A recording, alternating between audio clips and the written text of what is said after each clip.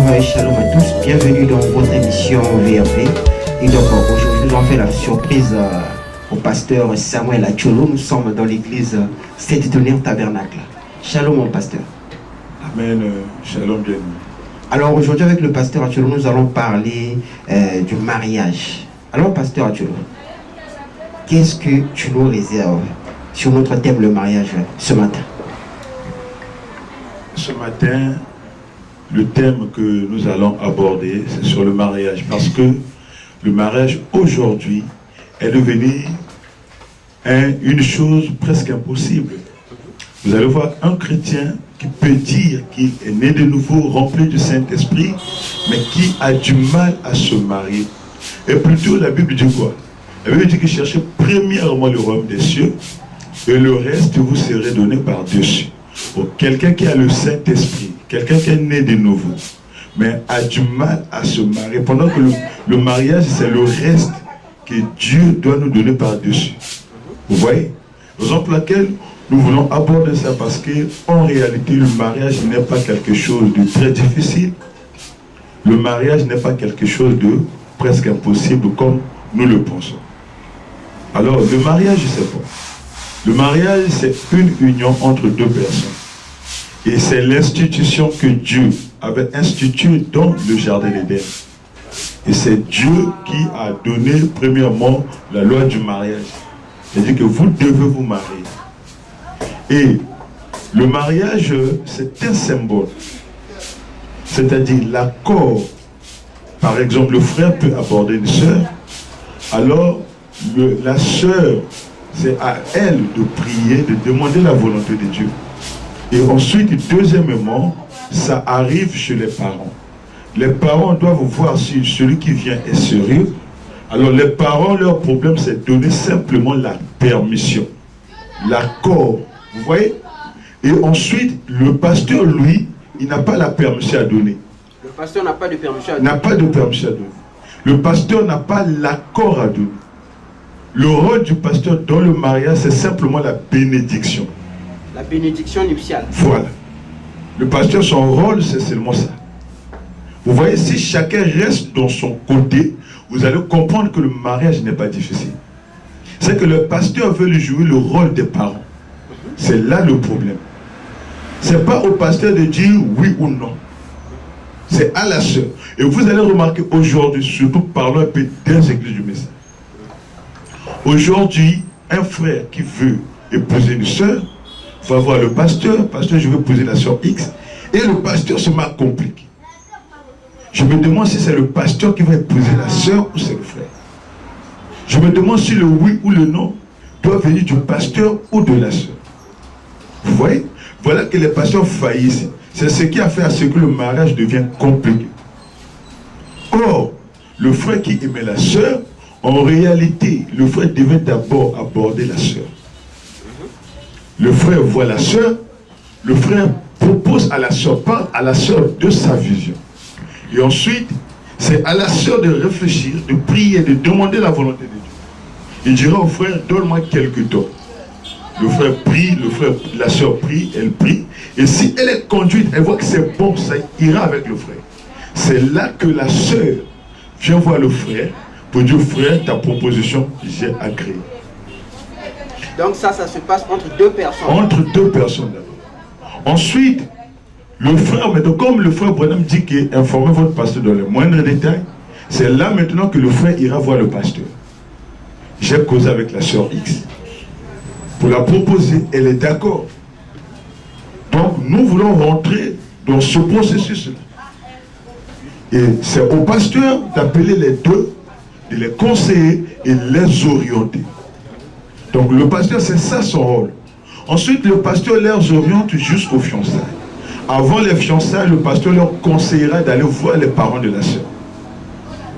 Maintenant, c'est quand les parents de la sœur donneront leur accord, c'est là qu'on pourra les fiancer et leur donner une liste pour le mariage. Vous voyez? Mais aujourd'hui, dans les églises, les pasteurs jouent le rôle des parents. Non, pour fréquenter ma brebis, passe d'abord, mais voilà, il est qui? Vous voyez? Et il n'y a pas une chrétien qui soutient ça. Je me suis posé Branham pour fréquenter Hope. Il avait vu qui? Branham, pour fréquenter Meta, il avait vu qui? Voilà. Il avait vu qui? Personne. Il fallait d'abord s'approcher du propriétaire. Imaginez que frère dit, je veux fréquenter une soeur, je pars chez le pasteur. Pasteur, je veux fréquenter la soeur X. Le pasteur appelle la soeur X dit, elle ne veut pas de moi. Je change encore. Pasteur, je veux fréquenter la frère X. Vous allez voir que ça devient un désordre. Et le pasteur lui-même, il dirait que je ne suis pas sérieux. Vous voyez? Or, si je passais d'abord par la soeur, si elle refuse, je change pour moi. Et pour aller chez le pasteur, il faut que la soeur m'accepte. Vous voyez? Et c'est là que les frères tremblent. Vous allez même voir un frère a même peur d'aller voir le pasteur pour dire que je veux fréquenter la soeur X, parce que les pasteurs ont fait du mariage quelque chose de presque impossible. Ou l'affaire des millions. Tu dois avoir une chambre au salon. Tu dois avoir 500 000 dans ton compte bancaire. Et Komami Wabi. La Bible a dit n'ajoutez rien, ne retranchez rien. Branham, lui, il avait consacré un mariage d'un jeune couple qui vivait dans un wagon. Branham était un prophète, il leur avait demandé un compte bancaire. Branham leur avait demandé. Branham dit que même leurs habits qu'ils avaient portés le jour du mariage, ça faisait pitié. Voilà. Mais Branham leur a consacré parce que les deux s'aimaient. Mais regardez les pasteurs d'aujourd'hui. Non, tu dois avoir une chambre au salon pour fréquenter ma fille. Tu dois avoir 500 francs dans un compte bancaire. Le mariage, ce n'est pas de l'argent. C'est l'état d'esprit. C'est une responsabilité.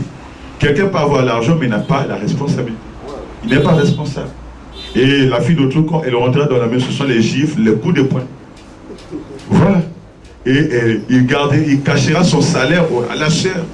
Parce que dans son état d'esprit, il n'est pas responsable. Et du côté des parents, vous savez que le mariage, en réalité, ce n'est pas la dot. C'est pas la dot. C'est pas la dot. Le mariage, ce n'est pas la pré-dot. Le mariage, ce n'est pas la présentation. C'est quoi alors le mariage? Ce que Dieu reconnaît dans le mariage, c'est l'accord des parents et la bénédiction nuptiale. Frère Branham me dit que même la mairie n'est pas reconnue par Dieu. Ah oui. Il dit que ce qui est important, ce n'est pas la mairie. Ce n'est pas la mairie. C'est quand vous êtes béni par un serviteur de Dieu. Donc aujourd'hui, on peut dire que non, les parents peuvent donner l'accord et puis le serviteur de Dieu bénit et puis c'est tout. Exactement. Dieu en ordre. Exactement. Et maintenant, chaque parent a sa façon de donner l'accord. Il y a des parents qui peuvent dire, moi pour donner mon accord, il faut que tu fasses la dot. Ça c'est la condition des parents. Tu es obligé d'accepter la condition si tu veux de la sœur. Voilà pourquoi Jacob, malgré qu'on a doublé les 7 ans fois 2, mais Jacob a fait parce qu'il aimait sa femme. Vous voyez? Maintenant, si les parents disent qu'ils vont donner par la prédote, c'est la condition des parents. Tu dois accomplir cela. Si les parents disent aussi qu'ils vont donner par la présentation, c'est la condition des parents. Et une fois que les parents donnent leurs conditions, aucune personne n'a le droit de contredire. Même le pasteur. Même le pasteur n'a pas le droit. Il y a aussi d'autres parents qui peuvent dire non, achète-nous seulement le jus, comme le papa de l'épouse du pasteur Massamba. Avait dit, fais-moi juste un petit geste, on lui a donné un jus, il a donné son accord. Et le pasteur Massamba se marie. Vous voyez? Et comme les enfants du pasteur Mavungu, ils se marient par juste l'accord, parfois un petit 50 000. Il dit, donnez-moi 50 000 pour aider ma femme. Ah, mais justement, la dot au courant, c'est 50 000. Elles sont voyées. Mais comme aujourd'hui, on dit 50 000. Vous voyez? Ça, c'est devant la mairie. Devant la mairie. Mais est-ce qu'il demande 50 000? 50 000? Même le maire se moque des parents. Parce que le maire sait que c'est la fausseté. Ce qu'il dit, ce n'est pas la vérité. Vous voyez? Et la dot n'est pas reconnue officiellement dans la Bible. Pas officiellement reconnue. Oui. Pour ceux qui ont des Bibles dans leurs Android, tapez le mot dot dans la Bible. Ça sortira 2 ou 3 fois. Et on parlera de la dot. La dot, c'est une amende. C'est-à-dire, tu as pris la virginité d'une fille avant de l'épouser. Alors, les parents, eux, Pasteur, ce que tu dis là, c'est grave. Oui. Donc, pour payer la dot, hein, donc, je dois faire l'infraction d'abord. Exactement. Ah. La dot, c'est la monde. Comment ça? Oui. La dot, voilà pourquoi je demande à nos parents, frères et sœurs, dans le message, de ne pas demander la dot pour épouser leurs enfants. Laissez les parents demander ça, les païens plutôt, demander. Mais vous les chrétiens qui avez la révélation de la parole, enlevez la dot. Mais il y a la culture qu'on doit respecter. Oui, la culture, quand on parle de la dot là. On ne veut pas enlever la culture. Est-ce que notre culture, ça parle de la liste qu'on doit établir là? Non, parce que, bon, je n'ai pas encore consulté, mais on sait d'une manière générale, parlant, culturellement parlant, et au Congo, c'est 50 000 francs. Voilà, au Congo, c'est 50 000 francs, mais donnons les 50 000. Comme c'est la culture du Congo, donnons les 50 000. Vous voyez? Mais pourquoi ces listes-là? Les parents, même s'ils demandent 1 milliard pour la dot de leur fille, ça ne va jamais combler la souffrance qu'ils ont fait pour élever leurs enfants. Vous voyez? Donc, eux, ils ne peuvent pas dire que j'ai souffert pour élever mon enfant. Donc, celui qui viendra doit donner. Non. Vous voyez? La dot, selon la Bible, quand tu prends la virginité de la fille d'autrui, alors comme c'est un crime, alors toi, les parents doivent te faire payer la dot. Ils vont faire une liste. Je ne sais pas si tu te rappelles de l'histoire de... Je pense que de Jacob, un truc comme ça, on avait abusé de la fille. On avait demandé la dot. Exactement. Et la famille de la femme a fait une liste des choses. Donc si je peux bien comprendre, les histoires de la dot ont commencé en ce moment-là. Voilà. Ça a commencé là. Et c'était la monde. Tu as pris la virginité de la fille d'autrui avant de l'épouser, alors tu dois payer l'amende. Les parents te font une liste des choses que tu dois acheter. Et toi, tu dois les acheter. Parce que c'est l'amende. Maintenant, si tu n'avais pas pris la virginité de la fille d'autrui, tu vas payer les prisons. La Bible appelle ça les prisons. C'est ce que Eliezer avait mené aux parents de Rebecca pour prendre Rebecca pour Isaac. Les prisons, c'est quoi? Le mari qui veut épouser votre fille, on mènera les choses selon ses moyens. Selon ses moyens. Voilà. Et vous allez voir que la famille de Rebecca n'avait pas fait une liste à Eliezer ou Isaac. C'est eux qui avaient apporté selon ses moyens. Ils ont apporté, ils ont donné, la famille n'a pas débattu parce que c'était les moyens de l'époux. En réalité, c'est ça.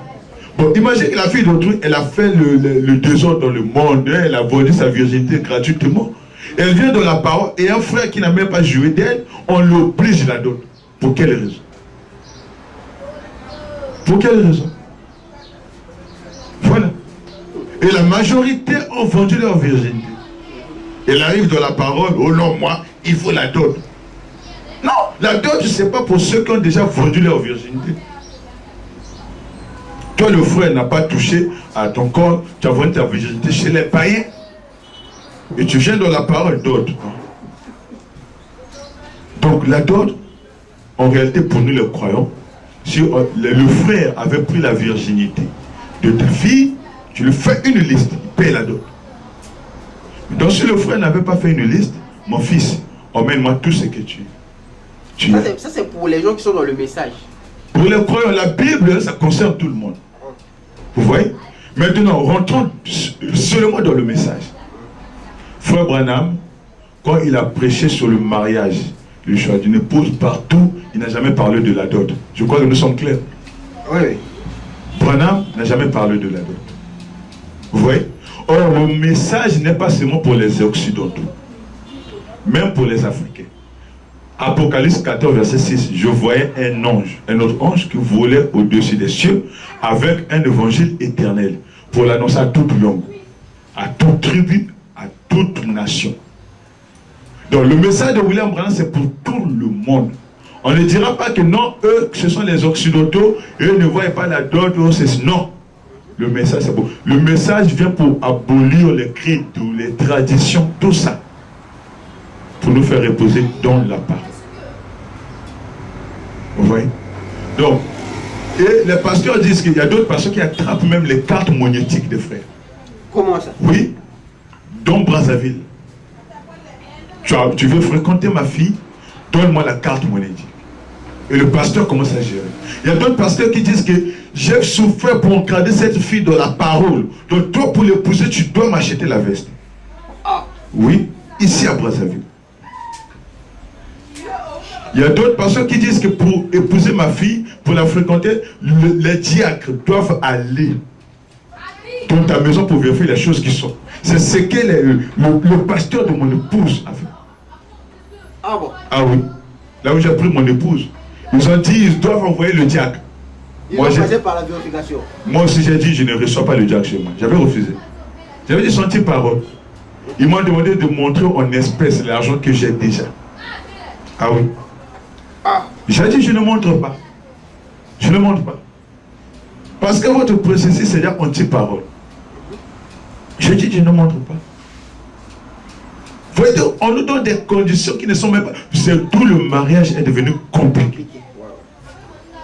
Et le pasteur, pour te permettre que tu fréquentes sa fille, il faut que tu puisses être à la fonction publique. Oui, il y a des pasteurs. Ici, dans Brazzaville. Vous voyez? Donc, toutes ces choses qui ne sont pas paroles, ils ont mis ça dans la parole. C'est ce qui a fait à ce que le mariage devient compliqué.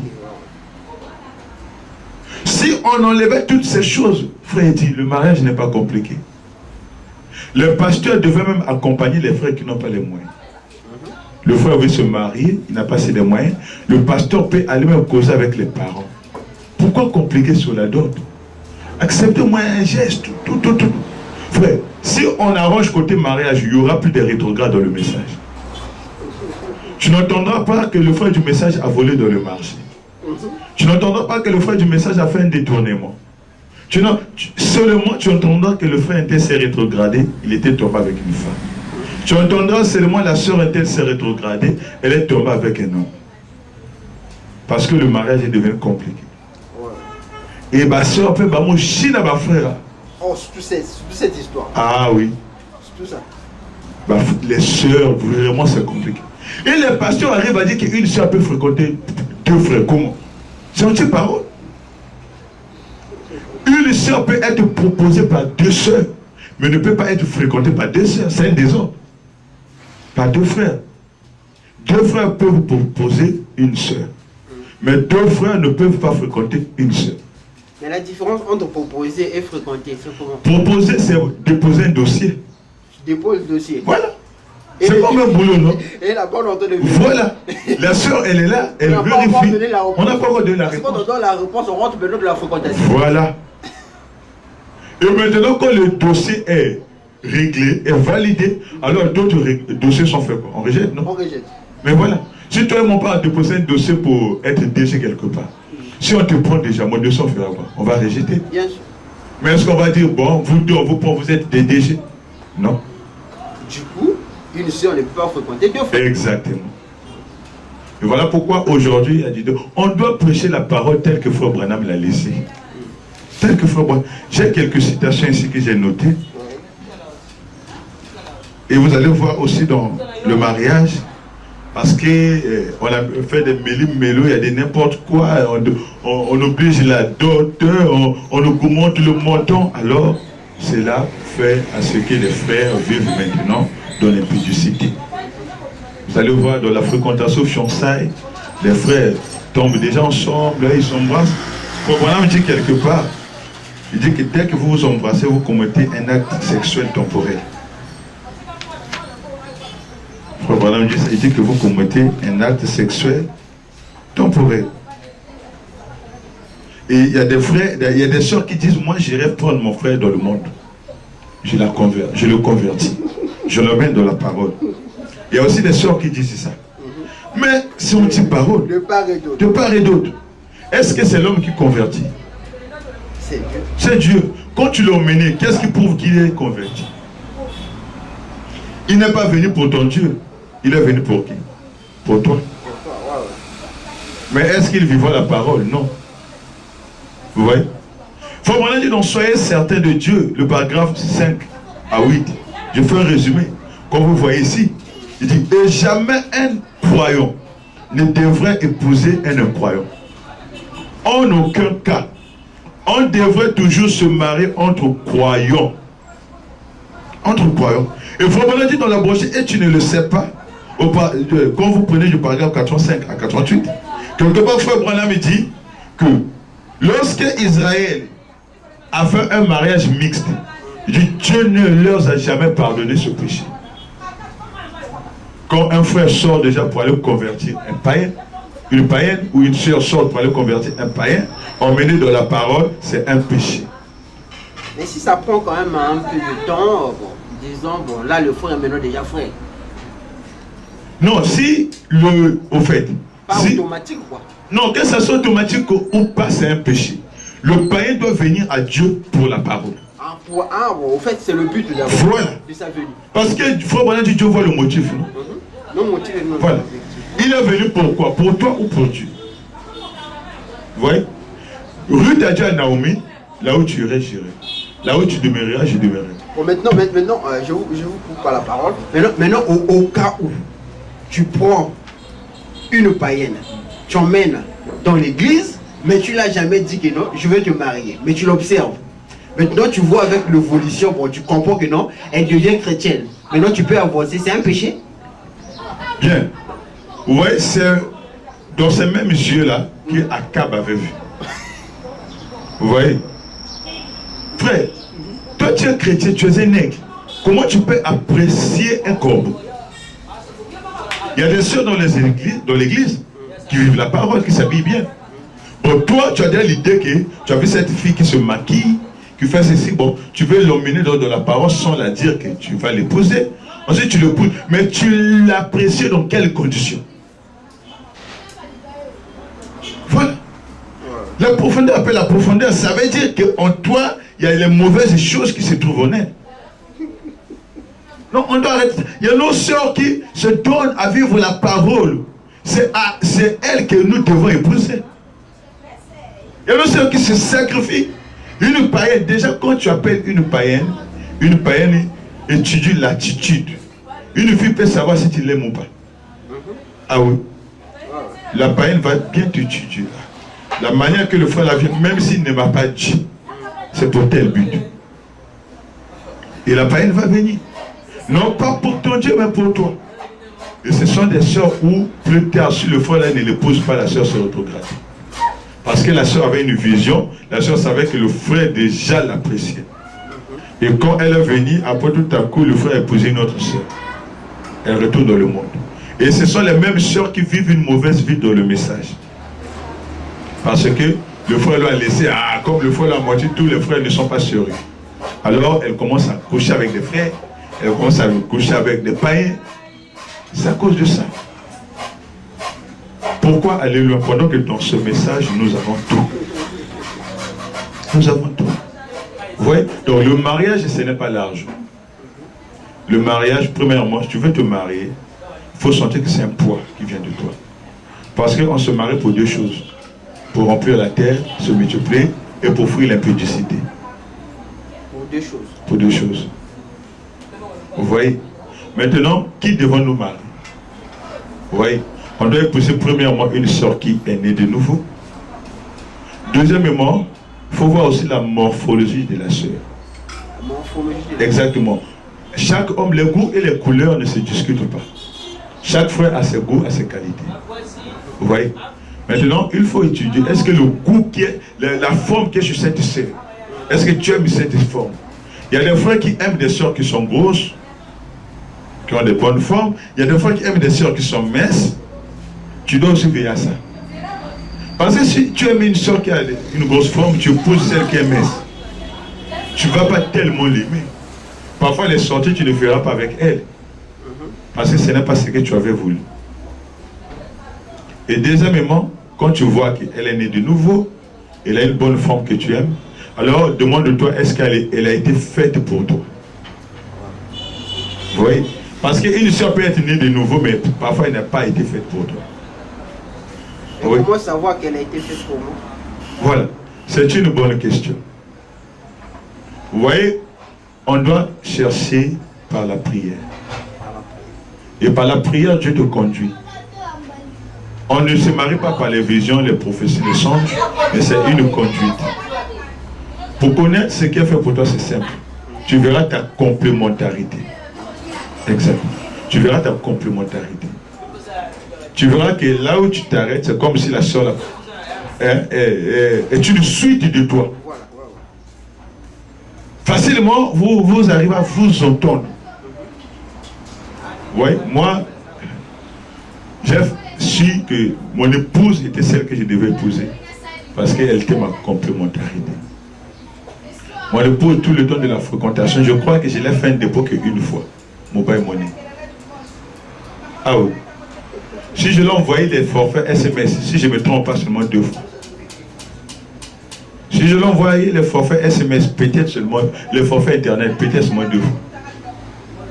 Et mon épouse, pendant les fiançailles, elle pouvait me rendre visite, elle retourne avec son déplacement. Je voyais qu'elle m'aimait sans intérêt. Elle m'a accepté tel que j'étais. Elle ne m'a pas donné des conditions financières. Je dois avoir ceci. Non, mon épouse m'a orienté. Pour l'épouser, mon épouse m'a même encadré. Voici ce qu'on doit faire. Ça. Vous voyez?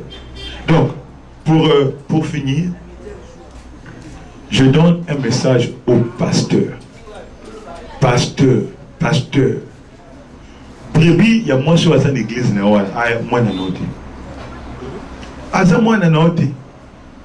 y a un pasteur à Pointe-Noire, au frère, à une place à soeur, à deux Randimi. À comme on a pasteur à soeur. À Sengil Bok, la pasteur soeur à Lobinaï. Na solo na moi nananga, à intéressé à Loba Boui. Le pasteur a menti. Et la soeur m'a appelé pasteur. Voilà ce qui se passe. J'ai dit, mais pasteur, comment on cause à les Camerounais? Vous voyez? Sans condamnation. Sans condamnation. Le frère est allé, la soeur a dit, mais frère, moi j'ai accepté. Frère a fait quelques semaines à Zongi. Parce que le Bika n'a sonné dans mon intéressé d'un pouille. Voilà un mensonge. Et il y a beaucoup de frères qui dossier dans le pasteur qui tient la classe. Bon, ma frère, au lieu de fréquenter soeur comme mon soeur. Moi, quand j'ai dit au pasteur de mon épouse, je veux fréquenter mon épouse, le pasteur a dit dossier à Tina Sambé, à classer. J'ai fait 1 mois sans suite. Pasteur a zoko tazobi. Ce qui n'a pas qui sorti, c'est ça qui est compliqué. Et le pasteur a permis à la balle à soeur par contrainte.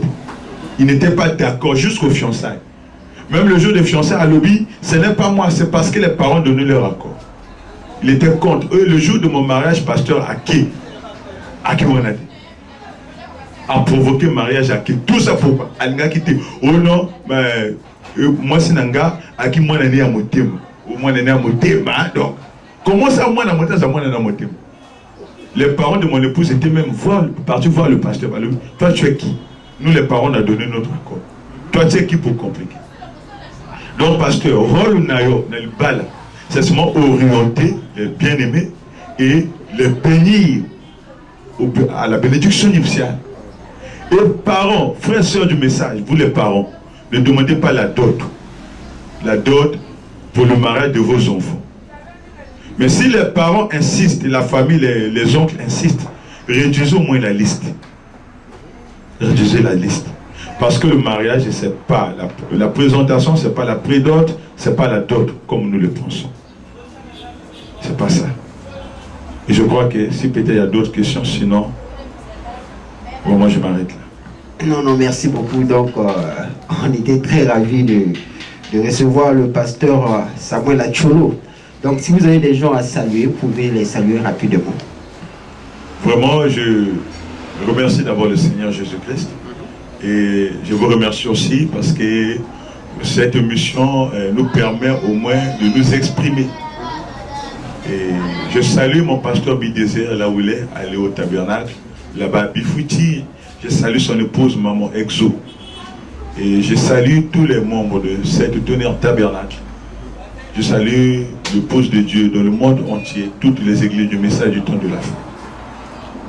Merci beaucoup, pasteur Acholo. Donc, nous sommes arrivés à la fin de notre émission.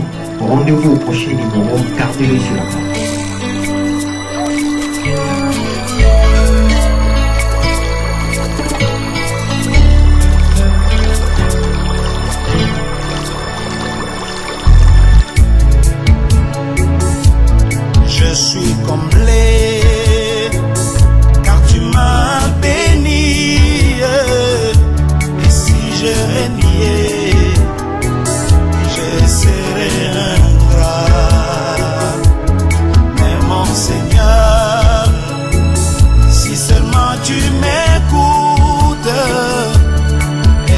ce mois.